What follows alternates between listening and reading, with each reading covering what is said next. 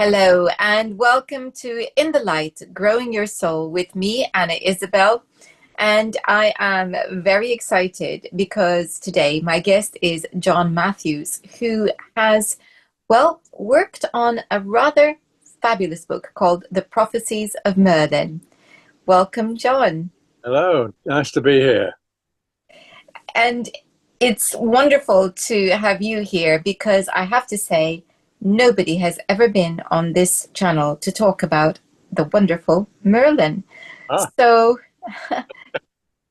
surely, John, you're going to tell us that this was a fairy tale. oh, absolutely. No, no. Well, it depends on how you look at how you look at it, because there almost certainly was a real person called Merlin, who lived in the 5th century AD, but not quite the Merlin that we are more familiar with, if you like, if you're interested in the Arthurian legends or the mythology in general, Celtic mythology especially. You get a very different idea, of course. Merlin the magician, Merlin the enchanter, Merlin the visionary, Merlin the druid. I mean, he seems to have so many different personas, but it's not. It's an interesting topic, put it that way. So, beyond the legend, Hmm. tell us about, do we know anything about the Merlin, the historical Merlin? Almost nothing at all. The story is that he was a prince of an area called Dumnonia, which is part of Wales now, and that he took part in a horrendous battle at a place called Arthuret. Oddly enough, nothing to do with Arthur, but in this battle he saw two of his brothers and lots of his friends killed, and it drove him mad. And so he went off into the nearby forest and he lived wild in the forest for several years and completely out of his head, always prophesying and beginning to do things that were not normal for any ordinary person, if you like, at the time. And then finally, he encountered a very interesting character called Lalacan, which is an old Scottish name for a saint, Saint Mungo, who's the patron saint of Glasgow in Scotland. And he got some water from a magical well in the forest and gave Merlin to drink, and then Merlin regained his sanity, but he still maintained the ability to prophesy. And we even have some poems or prophecies in poetic form that he wrote back in those days, and those have survived. And I translated those for another book I was doing. But it sort of shows you that right from the start, the first thing was this idea that this was a person who saw more deeply and who recognized what was going on and who had ideas, not ordinary ones. That's so interesting. There are so many examples in shamanic cultures where somebody who loses their minds from our perspective is actually seen to be a shaman and somebody who is connected to other worlds. Very much so. I mean, Merlin's sort of, I suppose you'd call him his best friend, really, was a Welsh bard called Taliesin. And Taliesin, of course, was one of the first and greatest of the Celtic shamans. I've studied his work and written about that as well quite extensively. And both of them had this ability to journey basically out of the ordinary world. I mean, if you look at almost any of their poems, either Taliesin's or Merlin's, you get lists of things that I have been. I have been a stone, I have been a mountain, I have been a river. And of course, these, now we can look back on this from our modern viewpoint of shamanic teaching. And you see immediately that this is a journey in which you are literally becoming part of the land, part of the world that's more than just the everyday. So Merlin was very much that. And although he doesn't ever call himself a shaman, I think he was. It's just brought to mind journeying with plants, to create flower essences, etc. And the idea of the journey is to really be connected and blend with the spirit of the plant so that we can understand how that plant can be helpful, or wishes to be helpful. And so this is this idea is still very much alive Yeah. with us today. So out of this, then presumably come the legends, or are the legends related to somebody else? No, I think the legends do come from they become associated with Merlin very early. In the very earliest versions of the stories about him, which are from a 12th century writer called Geoffrey of Monmouth, he's sometimes called Emrys or Merlin Emrys or Ambrosius. So he has several different names, but basically it all comes back to Merlin, or in the Welsh form, Merthyn. And this is where you get the stories begin to come together from that dim and distant historical bit to the point where you suddenly begin to get Merlin the magician, in other words. It still takes a few years for him to get there because um, the Arthurian legends developed slowly. I mean, you have the historical Arthur one, and then you start getting the magical and the legendary ones from about the end of the 11th century onwards. And this is when Merlin starts coming into his own and becoming the sort of magical figure that we're probably more familiar with. And the prophecies come along too. So there's the legendary Merlin, and then there's the historical Merlin, who we can now see was a kind of shaman. And you can see then where that link with magic comes in. Was the historic Arthur around at the same time as the historic Merlin? Yes, pretty much the same. I mean, again, it's the same story because with Arthur, you've got three or four different Arthurs to choose from, in a way. The earliest one is as early as the second century AD, who was a Roman. There was a Roman officer here called Lucius Artorius Castus, and Artorius, of course, is the Latin for Arthur. And he was posted to Britain with a group of Sarmatian warriors, all of whom, of course, had a strong shamanic background. But they also had a set of legends that became recognized more recently as being very like the Arthurian ones. So their great hero, who was called Bartraz, had a magical sword, just like Arthur's, that gets thrown into a lake at the end of his life. He fought under a dragon banner, just as Arthur did, Arthur Pendragon, the head of the dragon. So you get these overlaps, and that's the earliest one. But the one where Merlin starts to really be part of all this is much later, the 6th century Arthur, which is when that earlier version of Merlin was still around. Are there any records of them meeting, of them even knowing each other? Well, they're mentioned in the same books. Again, it's Geoffrey. It's all down to Geoffrey of Monmouth, and the problem with Geoffrey of Monmouth is that even his own contemporaries said he made a lot of it up. He's called a pseudo historian by some, and basically what he did was he wrote a book called the History of the Kings of Britain. And he just grabbed stuff from all over the place. He just went to any manuscript that was around, any storyteller, and put them all together and made something like a coherent story. So we've got, Arthur born, possibly assisted by Merlin. We get the founding of the Round Table Fellowship, the Round Table built by Merlin. And then gradually, as it grows into more detail, you get Camelot, also built by Merlin. So Merlin is really there all the time in those first stories. He's the one who's like the Eminence grise. He's the one behind Arthur who makes it all happen, if you like, mostly magically.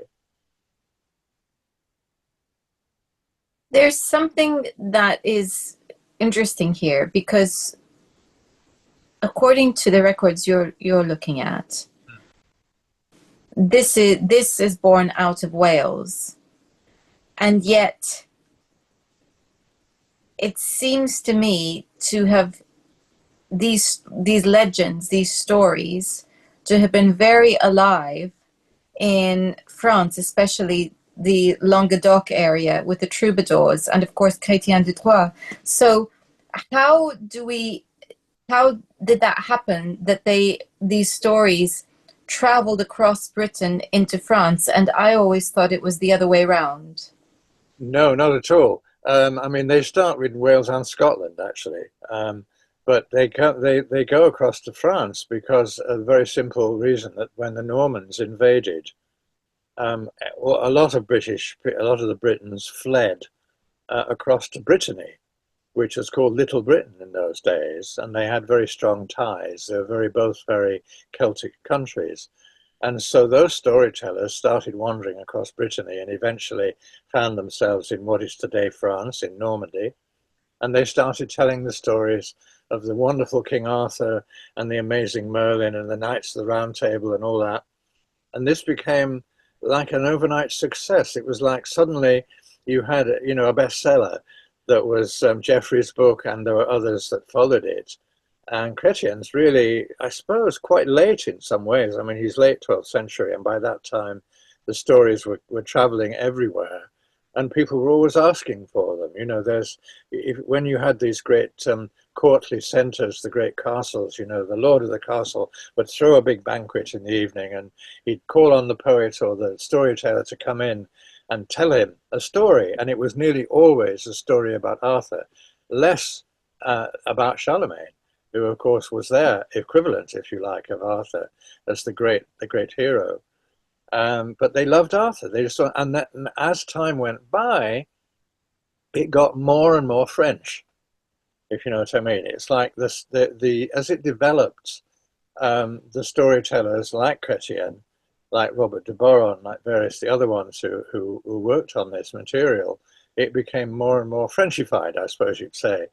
They added in more details that were from the chivalric ideas of the time, and so it just went on spreading. I mean, the stories. I mean, I'm just recently started preparing to work on a TV series based on some of my own work. And, we're looking at European connections, if you like. So there's France, Germany, Italy, Spain, Norway, Sweden, Denmark, Iceland. Um, Everywhere has their own versions of the stories. They're all developing all the time. Kings or lords and nobles would say, I want to know more about this Arthur character. I want to know more about this Merlin fellow. And so they'd ask for a story. And of course, these storytellers said, yes, my lord, certainly. I'll tell you a story. And here's one about Merlin and so on. So it grows and it grows and it grows. And in the process, you suddenly start getting little collections. It starts, the earliest one we know of is in the 13th century. And it's called The Prophecies of Merlin. And strangely enough, this had never been translated into English from the earlier period. A very great scholar, Lucy Allen Payton, did the very first edition of it. And she unfortunately said, this is all rubbish, don't bother. And all the other scholars have believed her, and they never bothered to look at it. So it remained untranslated. And then as time went by, more and more versions came out. Every few years, there'd be another collection of the prophecies of Merlin. And of course, what they were doing was, they weren't really prophecies. They were going, this has just happened. I'm going to say that Merlin knew this was going to happen 50, 100, 200, 300 years ago, and so this is how the idea of the prophecies came apart. Now, our book, there's a little story about this. Our book wasn't published till 1498, so it's a 15th century manuscript. And my co-author, Martin Haverkamp, who was a collector of incunabula, early printed books, and manuscripts from the medieval period, he went to Paris. He's from Holland. He went to Paris to get a book on Charlemagne. When he got to the place that was selling it, the book dealer said, I'm really sorry, it's already gone, but this might interest you, and handed him a book published in 1498 by Antoine Verrat. We even know who the publisher was, and he had a shop on the bridge over the Seine, and he did a version of this, and it was a very, very early printed book. And Martin bought it on the spot, took it home, and as he had with other things that he bought, he started looking at the way what it would sound like if you translated it, first of all into Dutch, then into English. And round about that time, this was all this was 2017 when he bought the book, and for about 2 or 3 years he worked on it, and then he got in touch with me, and he told me all about this, and said, "What do you think?" And I read the bits that he'd already translated, and I was completely blown away by it because it had so much material that wasn't in any of the earlier stuff, or indeed in the general Arthurian material that I've spent my lifetime studying. So of course I said, yes, yes, go ahead, go ahead. And he did. It took about 5 years to finish it. And then I edited it, and together we wrote a commentary. And there's the book, The Prophecies of Merlin. Wow. I'm just smiling because seriously, the Arthurian legends and Charlemagne would never get a look in. He didn't have Merlin. He did not have He didn't Merlin. have No, Merlin. no. He's much more of an. I mean, he was an historical character, of course, and he's much more anchored in history. Whereas the stories of Arthur in the 6th century are not as popular or weren't as popular then, anyway.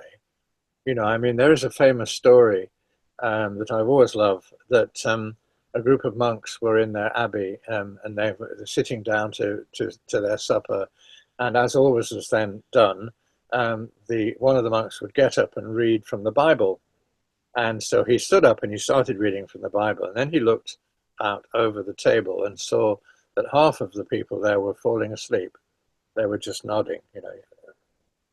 And so he stopped, and then he said, "In the days of King Arthur," and everybody woke up immediately, saying, "Yes, yes, yes."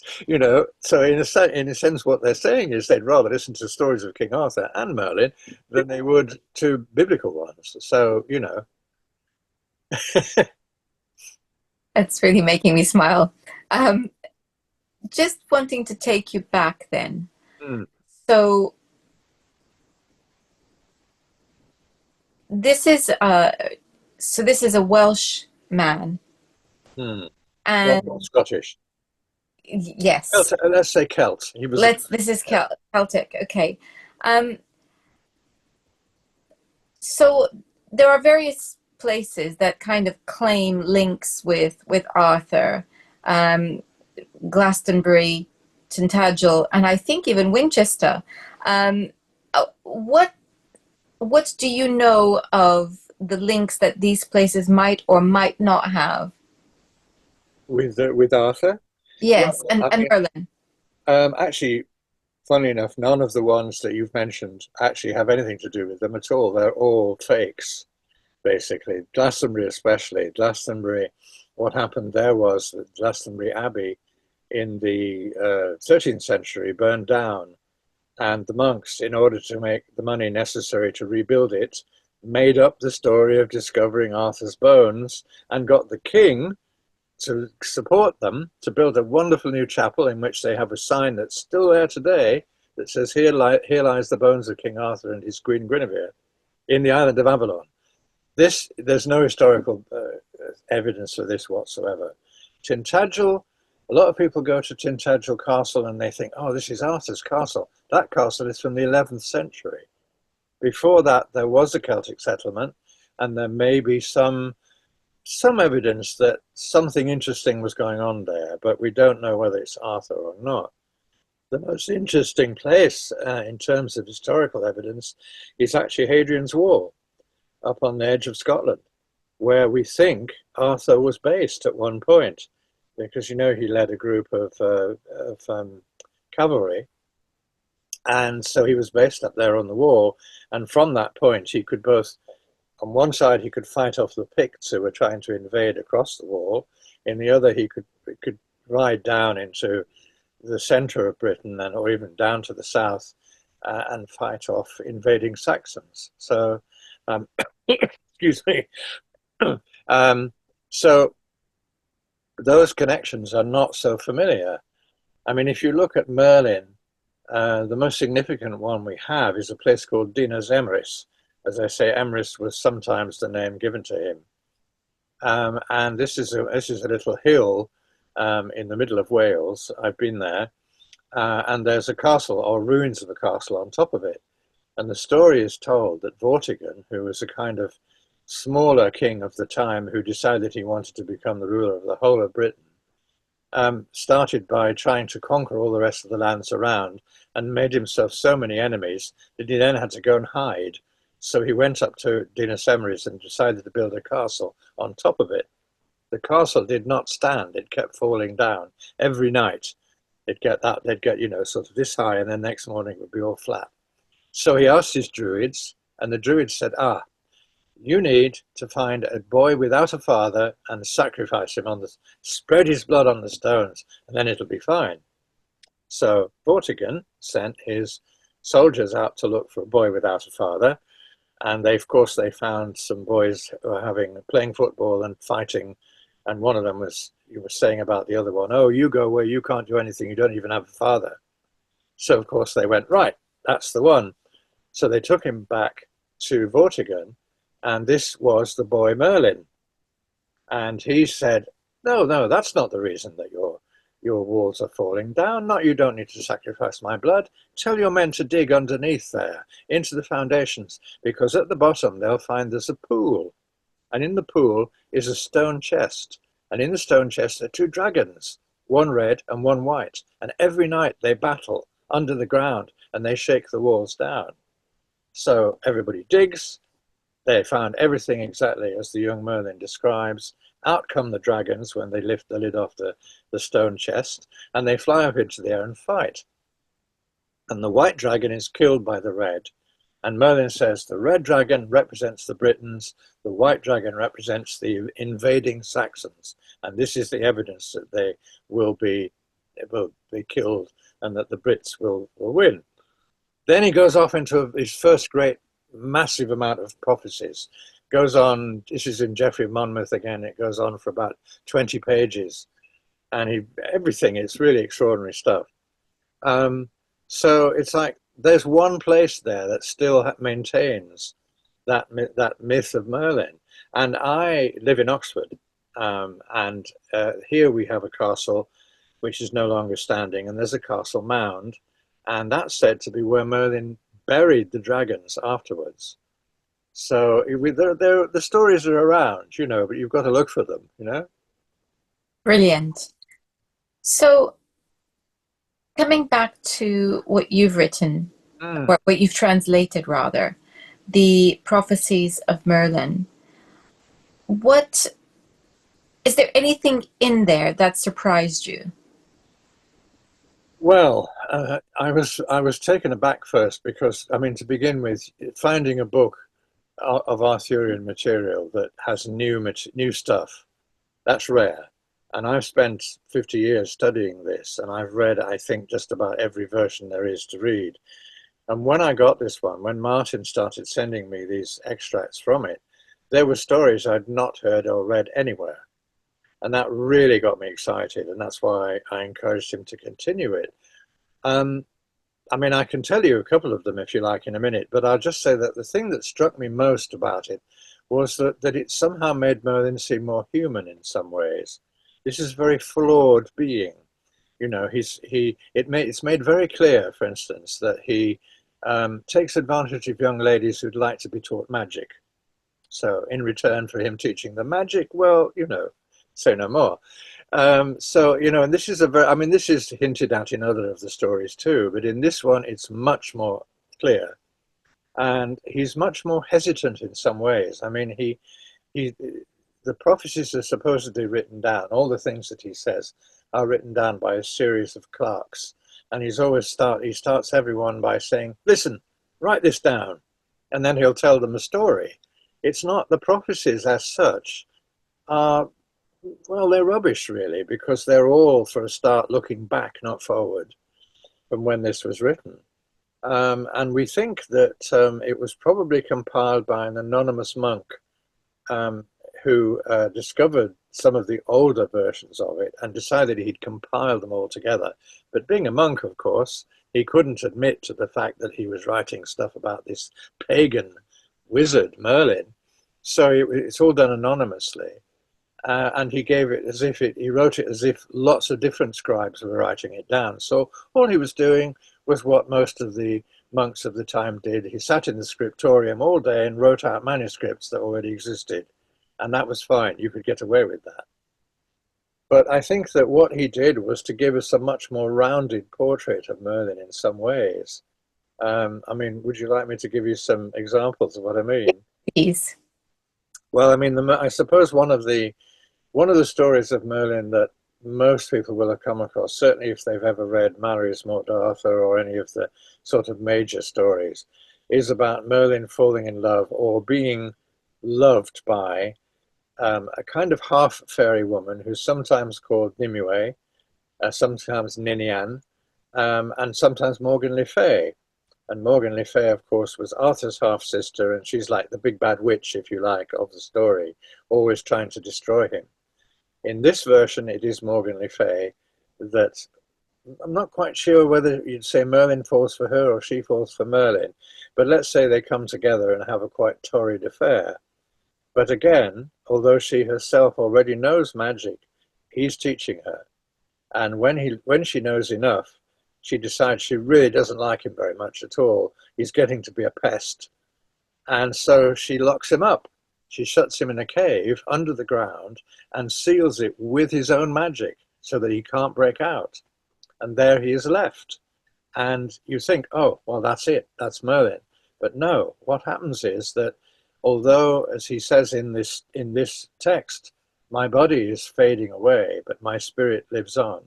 And those who come to my grave will hear me uttering prophecies, of speaking of things that are not known of in this world. And that's exactly what happens in the book. You get all these different versions of things happening out there. There's a lot of stuff about the imminent arrival of the Antichrist, who is associated with an actual real emperor of the time, the emperor of the Holy Roman Empire. And so there's stuff about, the Antichrist is coming, and don't worry about it, it's going to be all right, And then Merlin is questioned by churchmen who acknowledge that his wisdom is great. They don't go, oh, no, pagan, don't have anything to do with him. They listen to him. And so he tells them these different stories. And my favorite of all of them, and I've told this now to lots of people when I've been interviewed, but I can't resist it because there's one story that says Merlin's already been enclosed in his cave and he's now just speaking occasionally from within. And so this particular character is desperate. He's another monk. He desperately wants to find out where Merlin is buried, which is a closely guarded secret. And how can I find out? Can I go to Merlin's tomb? So the character who at the time is the one who's taking down all the stories and the prophecies says, I'll go and ask. So he goes off to the hidden place and says to Merlin, this monk wants to come and visit you. Is it okay? And Merlin says, no, tell him to go to the Queen's Garden in Camelot, and he'll find there a huge stone, and he should stand upon the stone and say these words, and he gives him the mystical formula. So off goes the monk to Camelot, stands on the stone, says the words, and at once the stone rises up into the air and flies. And he thinks he's going to be taken to Merlin's tomb. But what actually happens is that the stone flies around the world, and it shows him the world from on high. And he has all kinds of strange visions and sees things. He sees Venice, which is very interesting because that's where we think the monk who compiled this lived. So he goes past one of the chapels in Venice, and it's described the carvings that are outside on the wall, and they really are there. We've seen them today. They're still there. So we're fairly sure that there's this very interesting mixture between, the old and the new, if you like. But the stone flies around, and then we discover that it has the spirit of a demon locked in it. And this demon is, wait for it, Merlin's dad. And he's been locked in there all this time because when Merlin was born, he was blessed by a very convenient priest. And so he's not a demon himself. He's just inherited the magic and the power of the demon, but he uses it for good. So we learn all about that. We learn about Merlin's childhood, how how a woman was put in charge of him as a wet nurse who thought he was evil and tried to strangle him. And even though he was a baby, he spoke to her and told her things that he couldn't have known. And so he saved himself in that way. He's even supposed to have written a book about childhood when he was still an infant. So it's all these lovely little details that you don't get in any of the other versions that I know of anyway. Well, that's absolutely marvelous. And it is, of course, one of the precious things about this book that you've been involved in translating. Because, many of us do like a photo album that shows us the adult as the child. Oh, yes. And so this is the equivalent because it takes us into Merlin's childhood. And it is very curious. And there's so much in these stories that are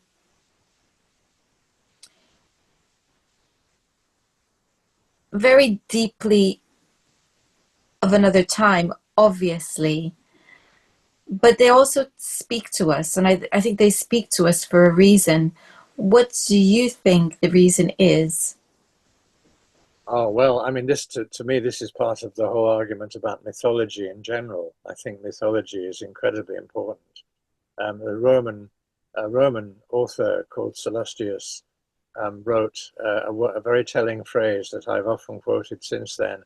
Myth is something that never happened, but is happening all the time. I just love Yeah. that. I just love that. And I think mythology has so much to teach us about our past and about our future. So even although there are, as I said, the prophecies as such in this book and others like it, are not something that I would say, gosh, Merlin was right, and we should pay attention to what he says. But I think that the wisdom that is in the stories is something that we can still learn from, and it's very important that they should never be forgotten. And that you could say that's the purpose of my whole life's work, really, because I've spent most of it just writing about this material, not just the Arthurian, but the Celtic in general, mythology in general, And I also, in more recent years, have taught shamanism for quite a long time, along with my wife. So we brought that into the equation as well. In the world that is lost in materialism, to have the reawakening of Merlin and Arthur is a blessing, I think. So thank you very much, John, for your time today. Oh, I agree absolutely. We do need the stories. We need to keep them going. And thank you very much for having me and for listening. It it is it is really the stories of our souls, and I think that this is the reason why they are so very important. And the book that we are discussing is The Prophecies of Merlin. Thank you once again, John. There we are. And there it is. Yeah. Available, as they say, in all good bookstores and from Amazon and all the rest of it. You know where to go. Well, I'll be putting a link to it in the description box. Now, if people want to find out more about you and your work, how do they do that? And they can go to our website. The address is HalloQuest. That's one word. HALLOWQUEST.org.uk. And there you'll find all our many books and our courses and all the other things that we're doing. So if you want to talk Fantastic. about us, that's the place to look. Thank you so much, John. Thank you. It's really nice to meet you. And thank you all for watching. In the description box, you will also find links to my own website and to my Substack. Do sign up for the newsletter on Life Astrologer if you want to learn more about events that are coming and courses that I'm running. Until next time, when we will be talking about life between life, goodbye.